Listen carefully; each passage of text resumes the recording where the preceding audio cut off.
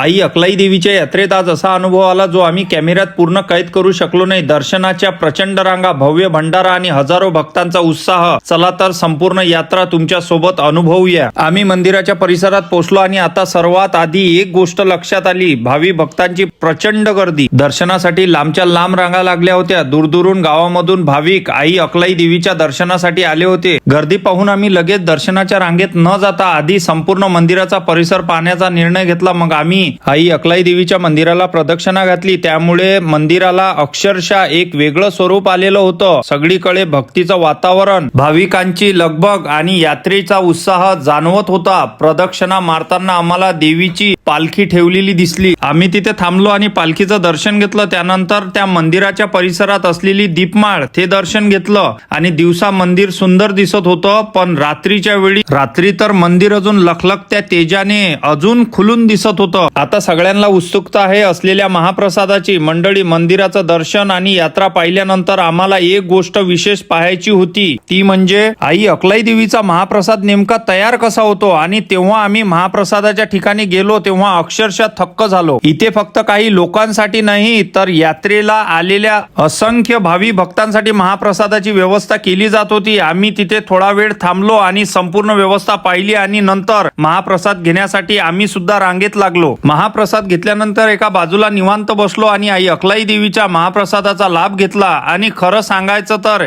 यात्रेत फिरताना कितीही वेगळ्या गोष्टी पाहिल्या तरी शेवटी भक्तिभावाने घेतलेला महाप्रसाद हा अनुभव वेगळाच असतो। दर्शनाची गर्दी पुन्हा पहा। महाप्रसाद घेतल्यानंतर आम्ही मंदिराच्या बाजूस आलो आणि तुम्ही स्क्रीनवर पाहू शकता दर्शनासाठी रांगा मंदिराच्या बाहेरपर्यंत पोहोचली होती। एवढ्या मोठ्या संख्येने भावी भक्त आई अकलाई देवीच्या दर्शनासाठी आले होते। म्हणूनच आम्ही गर्दी न करता बाहेरूनच देवीला मनोभावे नमस्कार केला आणि आई अकलाई देवी, सर्व भावी भक्तांच्या मनोकामना पूर्ण कर आणि सर्वांना सुख आणि समृद्धी दे। आणि आता यात्रेतला शेवटला खास भाग म्हणजे मंडळी, यात्रा म्हटली की फक्त मंदिर आणि दर्शन नाही तर घरातल्या छोट्या मुलांना यात्रेतून काहीतरी घेऊन द्यायचं। म्हणून बाहेर आल्यानंतर श्रीराजसाठी काहीतरी घ्यायचं ठरवलं। त्याला एक गोष्ट खूप आवडली आणि मग त्याच्यासाठी आम्ही ते घेऊन दिली आणि मुलाच्या चेहऱ्यावरचा आनंद पाहून वाटलं यात्रा खरंच पूर्ण झाली। तर मंडळी, अशी एक आमच्या आई अकलाई देवीच्या यात्रेचा छोटासा सफर। प्रचंड गर्दी, मंदिराची सुंदर सजावट, पालखी आणि दीपमाळेचं दर्शन, मोठ्या प्रमाणात होणारा महाप्रसाद आणि शेवटी श्रीराज सोबत यात्रेचा आनंद।